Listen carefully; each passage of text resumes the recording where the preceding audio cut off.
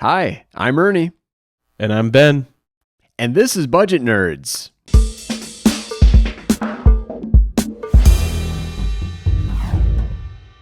What was all in your mind? You are not alone. No, you are not. Welcome back to the show, friends. Good to have you here for another episode. Now, a long time ago, I don't know how many months, maybe it's even been years, we talked about the question, should I get a month ahead or pay off debt? What do I prioritize first?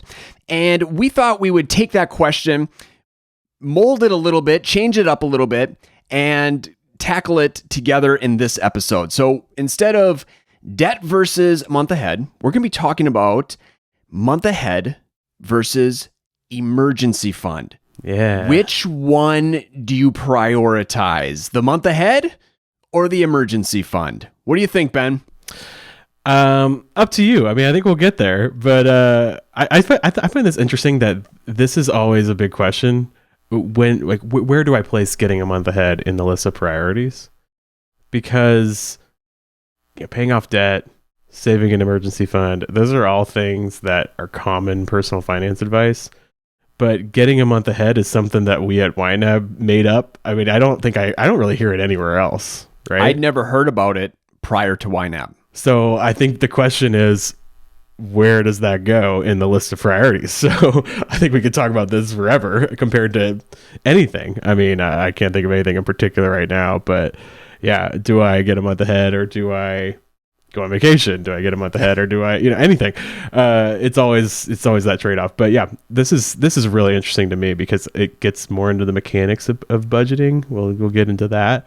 But I'm leaning more toward getting a month ahead rather than building like a traditional 3 to 6 months of expenses emergency fund, right? And I'm glad you mentioned the 3 to 6 months of expenses because, yeah, that's what we're talking about when we say emergency fund here. So not like, right. $500 or $1,000, like a substantial amount of money. The common advice of like, if you lost your job, that's what it is, man. It's an income loss, especially when you're a YNAB'er. I mean, we have this question of like, do we even need an emergency fund? Because if you're in a perfect world, like in an ideal YNAB universe, God willing, that would exist. Everyone's using YNAB and the cherubs are singing. Everyone's happy. All of the world's problems have been solved. There's no poverty, no war. No.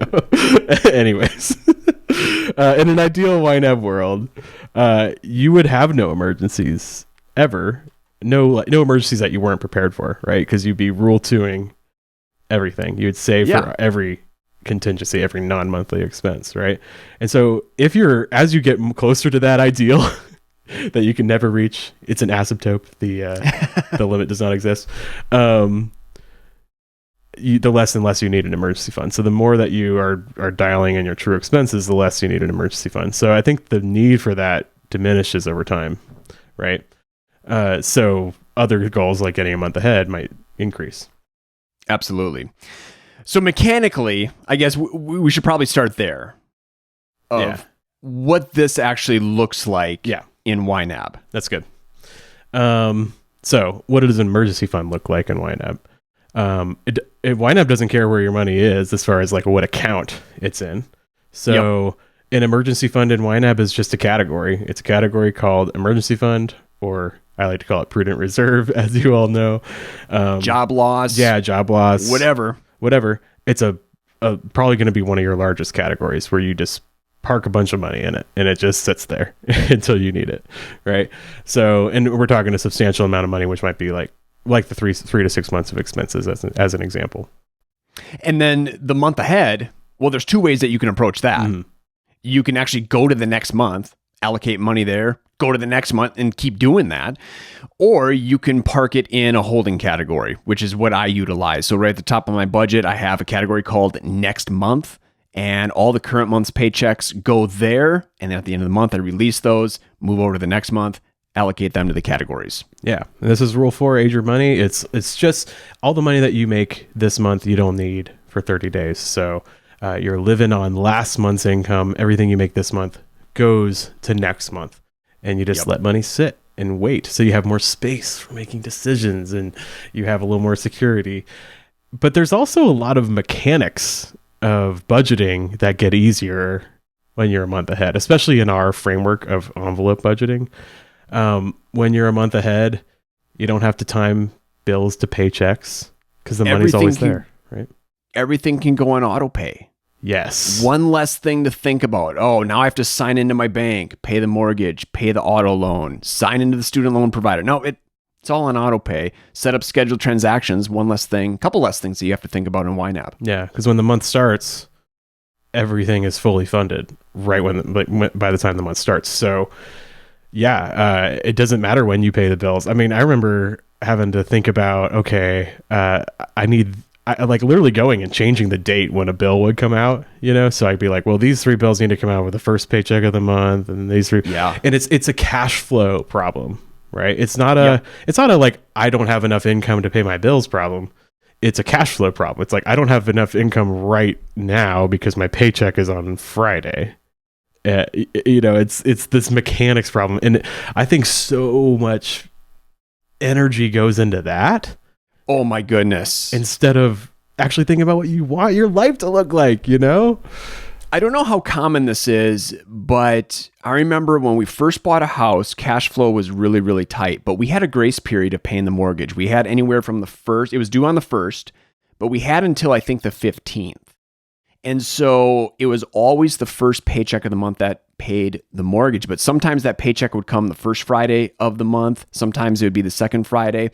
And so just always having to wait for that paycheck to land. And the mortgage took up a big chunk of that paycheck. And I remember how much time and energy it took just thinking that through, making sure everything is lined up. Right.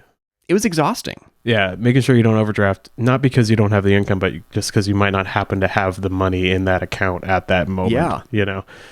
And I think it makes people get so stuck. So there's a lot of freedom just in getting a month ahead, let alone the extra security because you have cash lying around, right? You don't have to worry about the mechanics of life quite as much. Yeah, and another mechanic, it gives you that cushion. And so you're not having to regularly transfer money in from another account, right? Because your baseline is a lot higher than what it used to be. And it may not seem like a lot, but boy, having to sign into your bank a lot, every week, multiple times, making those transfers and then adding the transfers, importing them into YNAB, that takes up time. Mm-hmm. Yeah.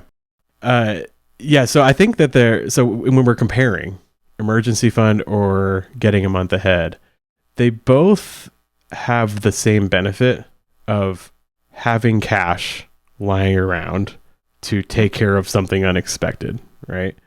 But getting a month ahead has an extra benefit of removing all of the mechanics and cash flow issues that you might have if you instead took that money and parked it in some savings account that you don't see in your budget, right?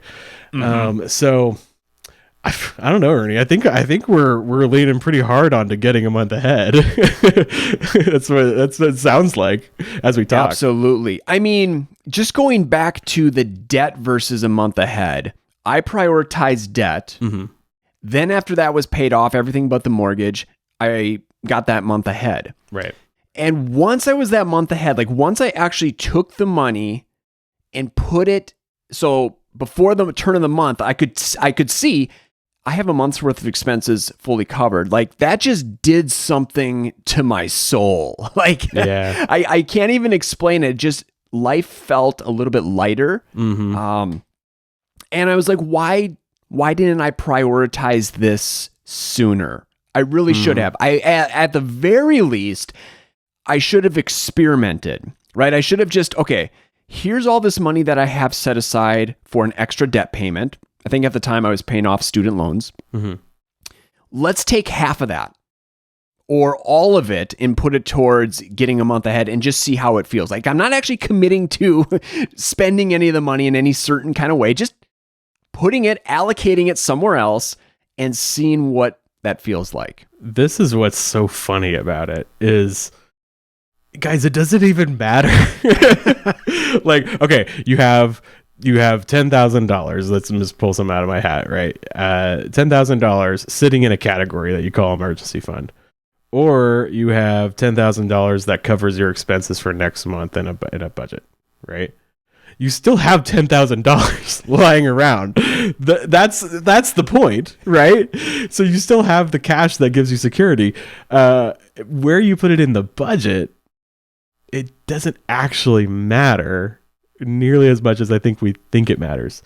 Because, Ernie, budgets are just made up anyway, right? That's the funny thing. They are. They're not real. Budgets aren't real, guys. Yep. All right, guys. We'll see you later. Budgets aren't real. But it's true. It's a what's the word? It's a construct, right? It's like a social construct, but it's like a individual. It's a thing you made, right? It's not something has tangible value and has value, but it doesn't have tangible. You can't touch it. You can't feel it. It's not real. You know what I mean? So you can make the decision to change it, and it doesn't affect anything. But that doesn't mean it doesn't have value. It's incredibly valuable. Like all sorts of things ideas and structures that we construct in society or in our personal lives, it has a lot of value. But it's not real. Like it's not like you're not gonna break the universe if you change your budget.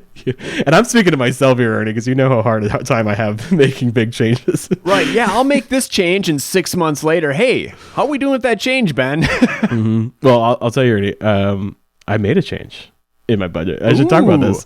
So at the time we were recording this, it's middle of May. We're a little ahead on the recording. Hannah did a video. What was that name of that video? Because she's probably released like 3 more videos since we... It was the de-influencing video. Yes. Yeah, it was like budget categories you can delete or something like that. And I think that's what the title was. I'm gonna look it up. Let's see. It was... Yes, budget categories you can delete. Hashtag de-influencing. Okay. So she was trying to de-influence us to do certain things. And the most controversial one that is in there was delete your emergency fund, right? Because she was talking to her husband Mac about whether they need a larger emergency fund or whether they need one, and they were like, wait a minute, we don't need an emergency fund because first of all, we have all these true expenses we've been saving for, and it sounds like from what she was saying, that her and Mac budget not just 1 month ahead but 2 months ahead. So if they're sitting here in April, they're budgeting into June, right? And so they have essentially 2 months of expenses, or not expenses, income, right? Saved up. That's an emergency fund, guys. Just because it's not sitting in a category called emergency fund, it functions the same ways as an emergency fund. Because if they both lost their jobs, hopefully that never happens, but if that ever happened, they could grab that money from the future and bring it into today and use it if they need to. Right? Yep. So you have the benefits of an emergency fund. You don't need to also save an emergency fund. So I was just like, yeah, I've been thinking about this for literally years, as I do, because I answer this question all the time. People ask, which one's better, right? And I'm like, it doesn't really matter. Like, it's just so silly. But I've been doing this thing where I've been a month ahead. But I've been thinking about doing that, being 2 months ahead, because there's always a weird distinction. This has always been a thing in the community. Like, what does it really mean to be a month ahead? Because if you get a paycheck on May 31st and that paycheck finishes off June, are you really a month ahead? Because it was like, it's one day, right? And this was really weird when we at YNAB got paid monthly, because I would be like, yeah, I'm a month ahead because I got paid on May 31st, my entire month's paycheck. And that went to June, right? So I was like, what would happen if I just went 1 month further? So I had a month's income in my emergency fund plus like another half. So I had like 1.5 months of income in my emergency fund, my prudent reserve. Okay. So I took a month's income out of it and I just put that to June. This was we're getting weird with the months. So we were sitting here in April and I watched Hannah's video and I took that money out and I put it to June. So May was covered and now June is covered. So now I'm budgeting 2 months ahead. And the world didn't collapse, or, the society didn't crumble. And I actually feel better about it. Like instantly did you feel better? Yeah, yes, I did. It felt good. Erin, one of our coworkers, the senior educator here. Yeah, she does that. She's been doing it this way for years, budgeting an extra month ahead. And she said there's diminishing returns if you go even further, especially if your income is really regular. It's kind of interesting. Like it gets a little confusing because you have to if you want to make a change, you have to go 3 or 4 months in advance. Click. Yeah, it's. I think if we had a multi-month view, it might be easier. But the way the software is right now, it's it's diminishing returns. So she's 2 months ahead and don't go any further unless you have variable income. Then there might be an argument for going further ahead. But sure. Yeah, so I was talking to her about it, and yeah, it feels better. It feels more secure, even though I know in my head I have the same amount of money in my accounts. It doesn't actually matter, right? Yeah. Do you find yourself looking at that money in the future? Just to reassure yourself it's still there? Now you say that, I'm going to do it right now. All right, let's do this. Let's do this. I'm going to look at it. See if an emotion comes over me. Because that's one of the reasons that I put the money in the holding category. Is I like seeing it all in the current month because we don't have that multi-month view. And so, yes, I could flip back and forth, but I just like being able to open YNAB and see, here's all the money in my accounts organized. Organized for next month, organized for this month. Yeah. It's funny. I'm looking forward to June right now. It's May 9th. We're recording this. June is completely filled out. I haven't even gotten a paycheck in May yet. What are my emotions? What's happening, Ernie? All right. Because here's the thing. I'm feeling good. All right. Sorry, Ernie, go ahead. Okay. Because a lot of people, they'll open up YNAB and they'll just stare at the category balances, right? Yes, it's happened to me right now. do you go to the future and stare at those balances as well? Do you take it all in? Yeah. I haven't until right this moment. And because I guess it's been about a week or two that I've been doing this 2 month ahead thing. And I'm feeling it. I wonder if I'll feel it more when I get another paycheck, because we're sitting here in May. June is filled out. Yeah. That feels kind of normal to me because I've always been a month ahead. But when I get another paycheck, I'm going to go to July. I'm going to drop the money there. And I feel like that's going to feel a little different, So maybe I can let you know. I still have that income hold category that we talked about. So I've been doing the thing that you've been doing already, where okay, I hold all the money in one category, and then at the end of the month I release it. But so I might still do that and do it all at once. But I won't be budgeting into June. I'll be budgeting into July, and that feels different. That feels baller. You know what I mean? It feels good. Yeah, and we talk about this. I think we even have it in blogs. Try it. Do you feel more secure if you have next month's budget filled out, or do you feel more secure if you have a large chunk of change sitting in one category? Try it and see what your emotions do. As I think there are some people that might be having $10,000 sitting in a category feels better than budgeting 2 months ahead, right? But even though it might be the same amount of money.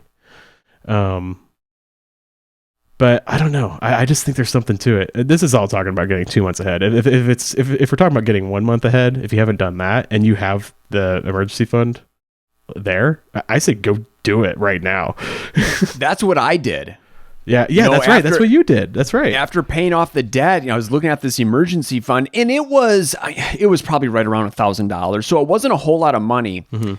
But I was working towards getting a month ahead, and I was just assuming this is going to be a slow process. Every month I'll gain $50 or maybe a couple $100, and I'll get closer to that having the full, month's worth of expenses covered, bills and monthly bills and true expenses. But then I was like, okay, I haven't used this emergency fund for months, right? It feels kind of silly, yeah. Yeah, and I was comfortable with where I was at with my true expense categories. So I'm like, hey, if something, big happens outside of what's available, I can still roll with the punches across other categories and be fine. And so why don't I just delete this category, emergency fund, take that cash, get a month ahead. And at that time I was putting it all in the future months. And as soon as I did that, that kind of completed the being a full month ahead. And I was like, this is where it's at. It felt it clicked. Totally it clicked. Because clicked. Like we said, you have the same practical benefits of having more security. Well, I guess it's not practical. You have the same like emotional benefits of having the more security because you have the cash, but you have more practical benefits because you don't have as many cash flow issues with your checking account or something because you don't have to time paychecks to bills or anything like that. And it also felt like those dollars were actually working for me. Oh yeah. In the emergency fund, right? They were just sitting there, never really doing anything. Well, especially because you hadn't used it for so long. Right. Yeah. Which is a good thing, and maybe that's what you want your emergency fund to do nothing. Yeah, but ideally it would, right? Ideally you wouldn't have any emergencies because you're saving for true expenses anyway. I don't know. It just felt better to actually give an actual use to those dollars, like give them more purpose than what they currently had. And so, okay, you're a month ahead, you're giving me more stability and more flexibility.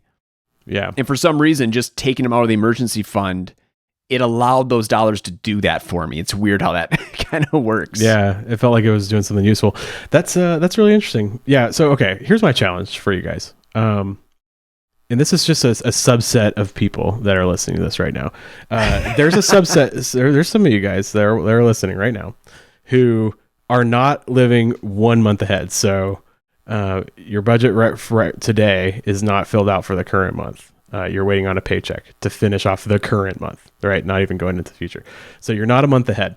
Or maybe you're close, but you're not quite there. And you also have a big chunk of change sitting in an emergency fund, either in a category in YNAB or maybe on some off budget account. Okay. Just right now, just pause the video, go to your budget, add the account if you need to, or release that emergency fund category to ready to assign and just budget for next month. Just go do it right now. Stay in the same budgeting session if you're on the web app. Okay, stay in the same budgeting session, and if you hate it, just click undo, and you just undid it. You've got nothing to lose. Go do it. Go try it. See how it makes you feel, right? Nothing to lose.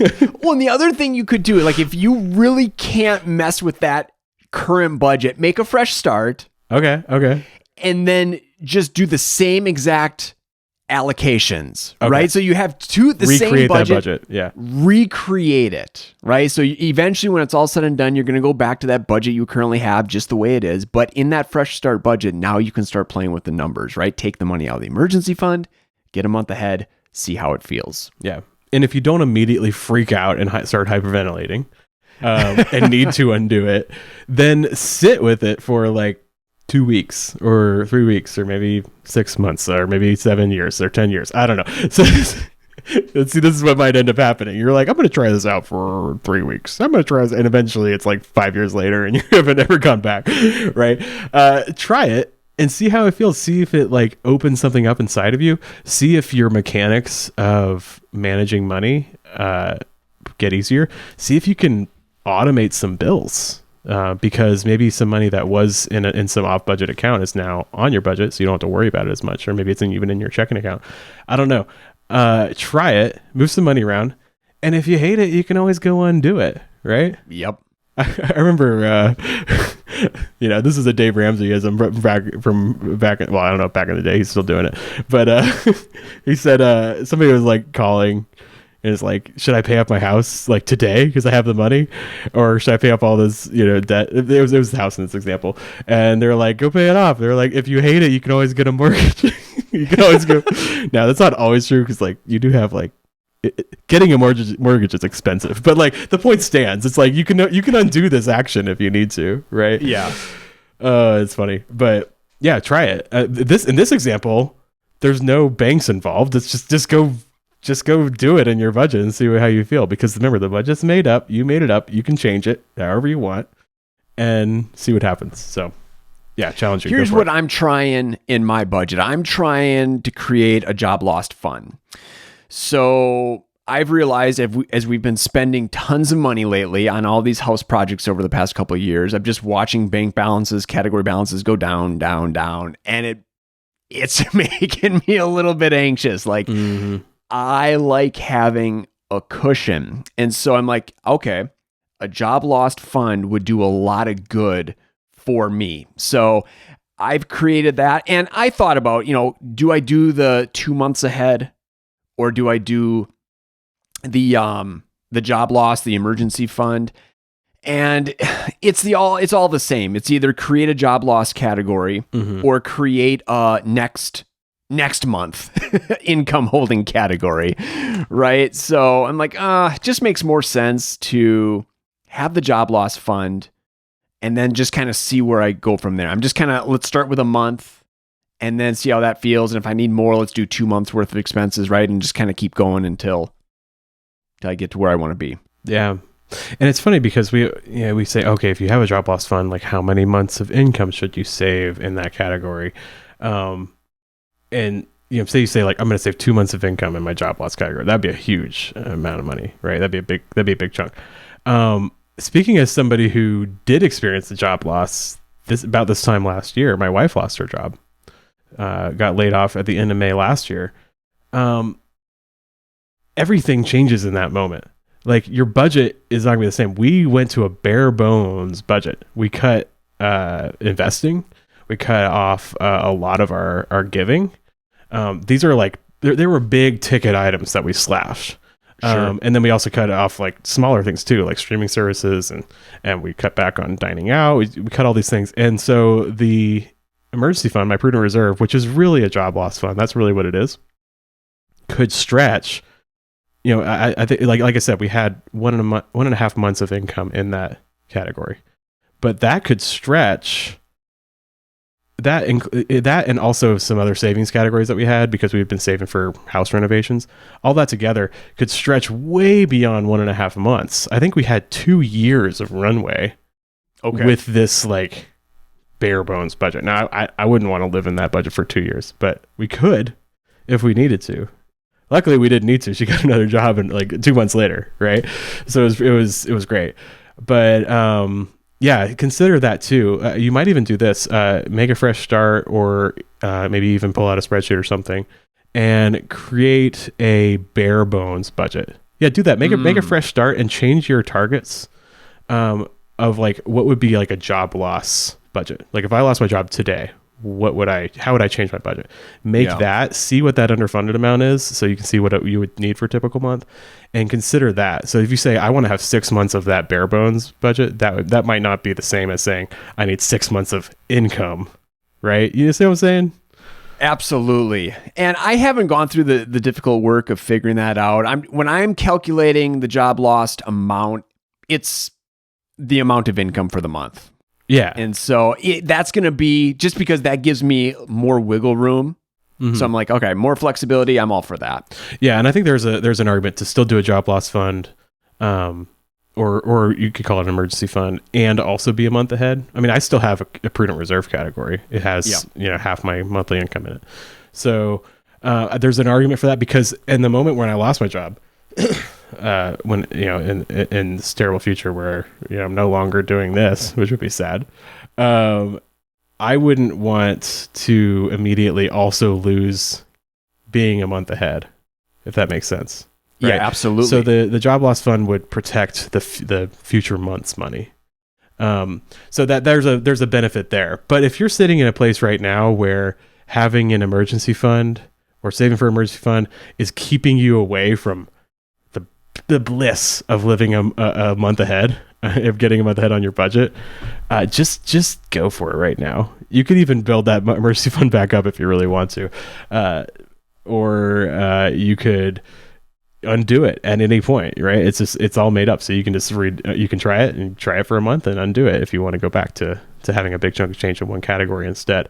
Try it right now and see how you feel. Big takeaways here: budgets aren't real. And the other one, it's your money. It's your life. You get to do whatever you want with those things. And so make the budget work for you. Get creative. Yeah. I think to end, we could talk a little bit about why are we even doing this? Like, what's the real reason why we want to just have cash lying around, right? Yeah. I mean, like, why wouldn't you take that and go to Europe or something, or go on a big lavish vacation, travel the world, right?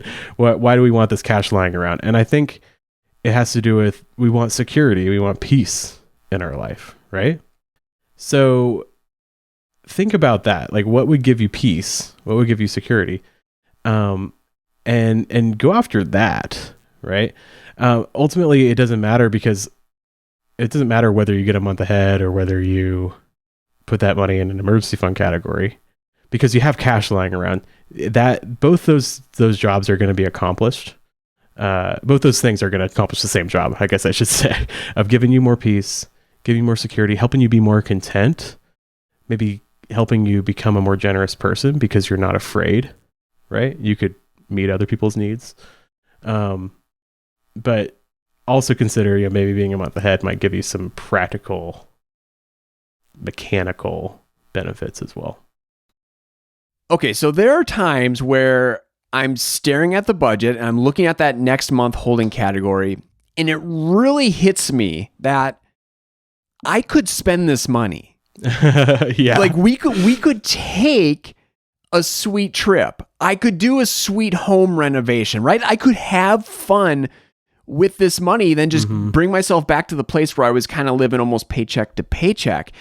But I'm like, no, I don't want as to. fun as that sounds, like, I love the stability it offers, and also the flexibility. Like, that is huge. I don't think we've talked a whole lot about that, but if something drastic were to happen, job loss or a big medical expense, right? Like, I don't have to react right there in the moment. Yes, you have some space. I've got time to think things through, pursue different options, make the best decision that I can.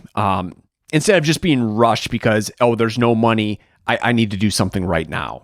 Yeah, that's why cash is king, right? Yeah. That's why people say that, because it gives you more time, more space. You don't have to be so reactionary to you're making decisions for yourself instead of being batted around by the world, Yep.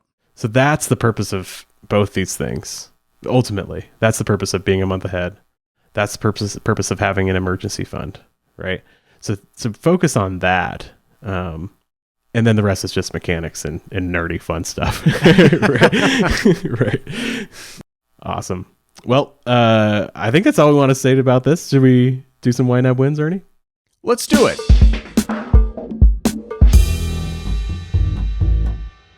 It was all in your mind. All right, YNAB wins. I have a win from Lisa, who wrote in over email. Lisa, you really know how to start an email. This was fun. I created a spreadsheet. You already got my heart. Win. This is, guys, every problem in life can be solved by a spreadsheet. I'm just going to put that out there. All right. Lisa said, I created a spreadsheet that kind of gave me a panic attack. Oh boy. She said, it lists all items inside the house that would need to be replaced at some point. Don't do this, guys. This is terrifying. Or maybe you should. Think roof, appliances, TV, furniture, etc. I then listed the last time those things were replaced, what their life expectancy was, and the estimated replacement costs. I love this. I then break these items down into a monthly cost, so I would know how much to budget for each month to cover these things. There are columns that calculate how much more life they have remaining, if at all, what percentage of that life there is. Lisa, I love you. And then the column that freaked me out, the one that figured out how much should be put back according to the remaining useful life.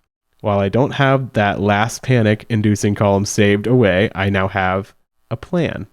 I know when all kinds of things could possibly go wrong and know how much I need to put back every month to get ready for those expenses when they happen, because we all know they will, and probably at the most inopportune time, if there wasn't a plan and YNAB to help me get there.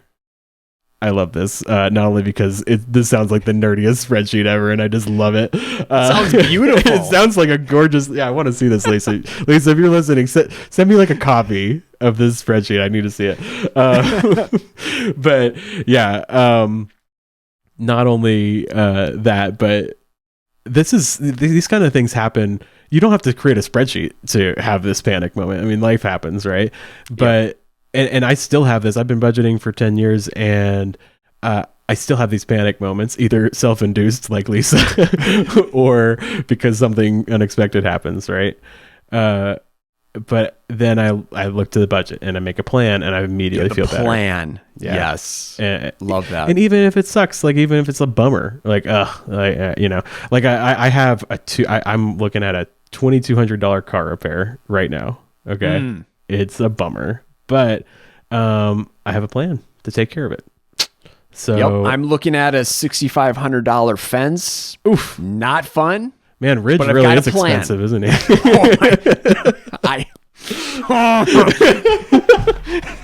Oh no. We got to move on. Struck a chord. All right. Yeah. Make a plan. It makes you feel better. My YNAB win comes from Michelle. Michelle commented on the budgeting is all about trade-offs YouTube video. I don't even remember when we did that one. That was probably a number of months ago. It's a while. I wanted to share my latest YNAB win. Earlier this year, I was only contributing 66% to my retirement plan. I watched a Budget Nerds episode where Ernie suggested contributing an extra 1% every quarter. And that recommendation I heard from Jesse. Since I've been contributing to a Roth and preferred to do things monthly, I figured I'd increase my retirement contributions $10 a month per month. This triggered a shift in mentality where suddenly $10 a month was a real, meaningful amount to contribute. Instead of staring down my colossal ultimate retirement goal, my goal was to get to a 7% contribution, then 8%. I largely ignored the salary retirement calculators, and when I used them, it was more for a compass than for actual real-time instructions. I got a job that paid more and had better retirement benefits, cut expenses, and today I signed paperwork to contribute 16% of my pre-tax income to my retirement.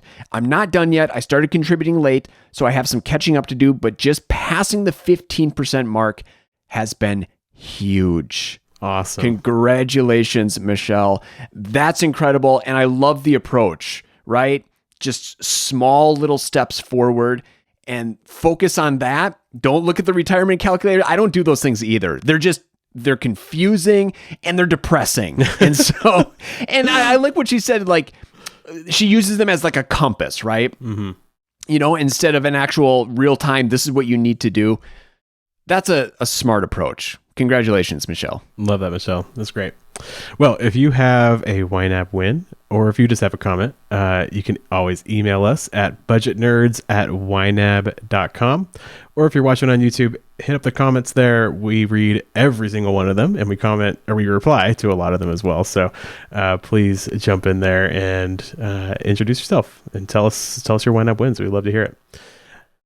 We'll see you again in a couple of weeks. We have a really, really, really nerdy episode coming up next. We do. I think you're all going to love it. So just tease them a little bit. That'd be good. Until then, happy budgeting. Happy budgeting. Bye.